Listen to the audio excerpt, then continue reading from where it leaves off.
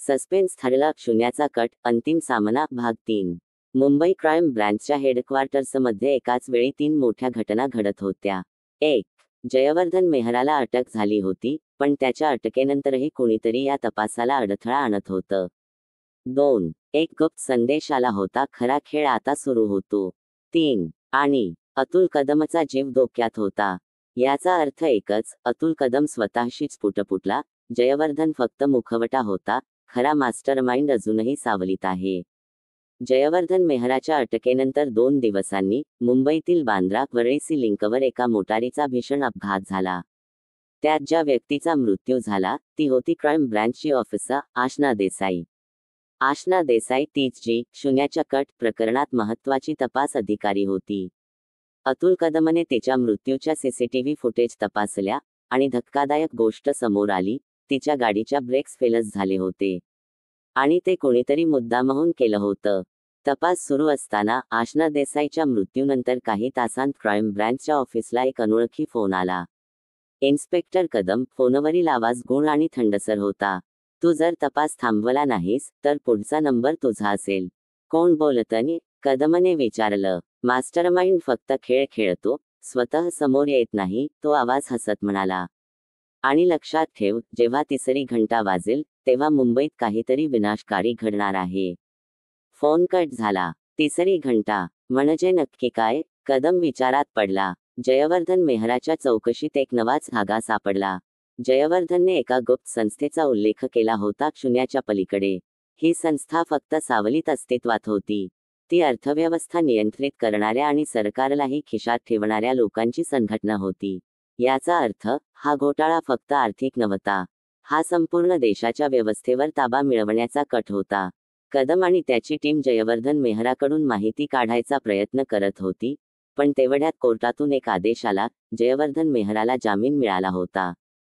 हे कसं शक्य होतं? कोर्टात अचानक काही महत्त्वाचे पुरावे गायब झाले होते. कोणीतरी खूप वरच्या पातळीवरून हा तपास थांबवायचा प्रयत्न करत होतं. त्याच रात्री जयवर्धन मेहराच्या ताफ्याला पोलीस सुरक्षा देण्यात आली. आणि त्या ताफ्यावर गोळीबार झाला. कोणीतरी त्याला संपू पाहत होतं. आणि दुसऱ्याच क्षणी जयवर्धनच्या गाडीत एक स्फोट झाला. जयवर्धन मेहरा ठार झाला. जयवर्धनच्या मृत्यूनंतर लगेचच कदमला पुन्हा एक गुप्त संदेश मिळाला.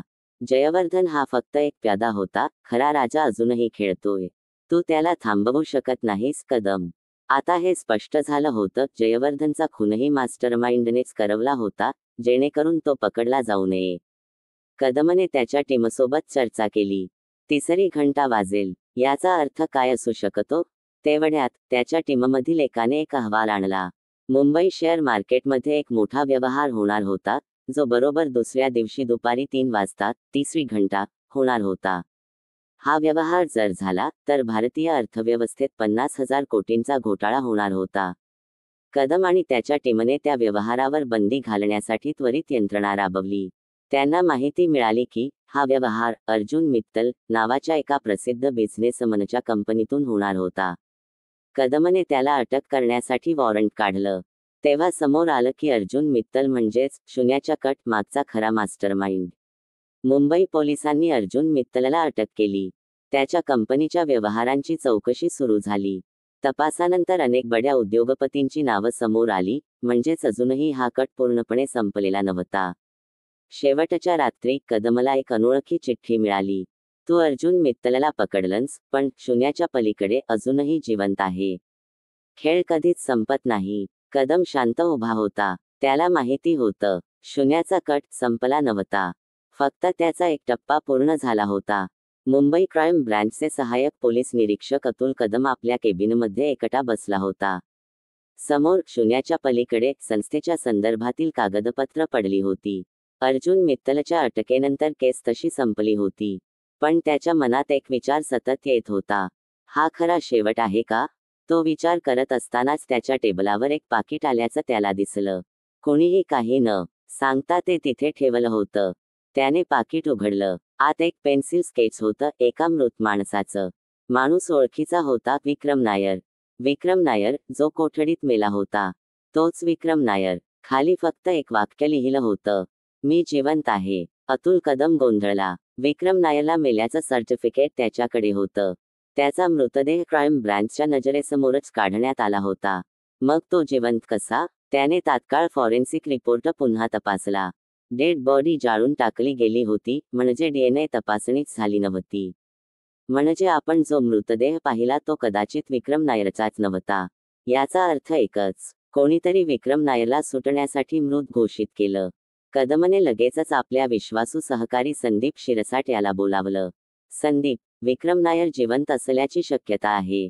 मला त्याचा मागोवा घ्यायचाय. शिरसाट काहीतरी बोलणार होता, तोच एका कॉन्स्टेबलने आत येऊन माहिती दिली.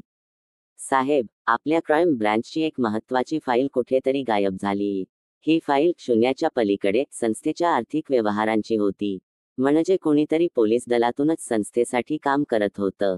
त्याच संध्याकाळी कदमच्या मोबाईलवर एक गुप्त कॉल आला. इन्स्पेक्टर कदम, तुझ्याकडे फक्त 24 तास आहेत.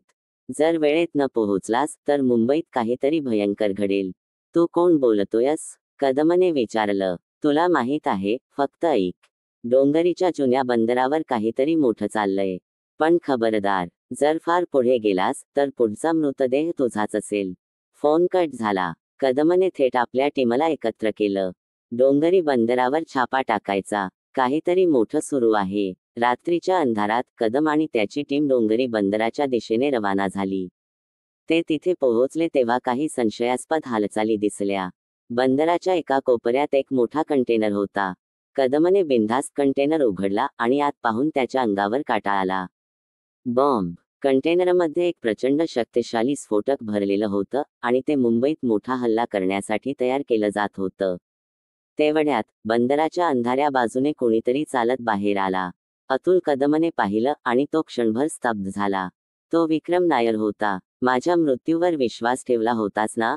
तो हसत म्हणाला. तू जिवंत कसा? कदमने बंदूक रोखली. मी नेहमीच जिवंत होतो कदम. फक्त तुला आणि तुझ्या पोलिसांना मूर्ख बनवलं गेलं. हे सगळं तुझ्या संस्थेसाठी होतं का? शून्याच्या पलीकडे फक्त मी नाही. मी फक्त एक चेहरा आहे, पण यात अजूनही अनेक शक्तिशाली लोक आहेत. आणि तुला माहित आहे का? तुझ्या पोलीस दलातही आमचा एक माणूस आहे. कदमने लगेचच आपल्या टीमकडे पाहिलं. सगळे निश्चल उभे होते. तेवढ्यात अचानक संदीप शिरसाटने कदमवर बंदूक रोखली. सॉरी, दोस्त, पण मी त्यांच्यासाठीच काम करतो. कदमला धक्का बसला. त्याचा सगळ्यात जवळचा मित्र आणि सहकारी गद्दार निघाला होता. म्हणजे पोलीस दलातली फाईल गायब करण्यामागे तुझाच हात होता? हो, आणि फक्त फाईल नाही. आशना देसाईचा मृत्यू, जयवर्धन मेहराच्या ताफ्यावर हल्ला, हे सगळं शून्याच्या पलीकडे च्या आदेशाने झालं होतं. कदमला आता समजलं, हा कट केवळ गुन्हेगारीचा नव्हता, तर संपूर्ण पोलीस दलातल्या विश्वासघाताचा होता. विक्रम नायरने घड्याळाकडे पाहिलं. 5 मिनिटात स्फोट होईल आणि मुंबई हादरेल. पण अचानक पोलीस स्पेशल टास्क फोर्स तिथे दाखल झाली. गेम ओव्हर, नायर, कदमने जोरात म्हटलं. एक मोठा एन्काउंटर सुरू झाला. संदीप शिरसाट गोळीबारात ठार झाला. विक्रम नायर पळायचा प्रयत्न करत होता, पण कदमने त्याला पकडलं. शेवटी स्फोटक निकामी करण्यात आलं. मुंबई एका मोठ्या संकटातून वाचली होती. विक्रम नायरला अटक झाली होती. शून्याच्या पलीकडे संस्थेच्या काही मोठ्या लोकांवर कारवाई केली गेली. पण कदमच्या टेबलावर पुन्हा एक पाकिट आलं. त्यात एक छोटी चिठ्ठी होती. खेळ अजून संपलेला नाही कदम. फक्त एक नवीन टप्पा सुरू होतो. कदमने चिठ्ठीकडे पाहिलं आणि डोळे मिटले. शून्याचा कट खरोखरच संपला होता का? की आता अजून मोठं काहीतरी समोर येणार होतं?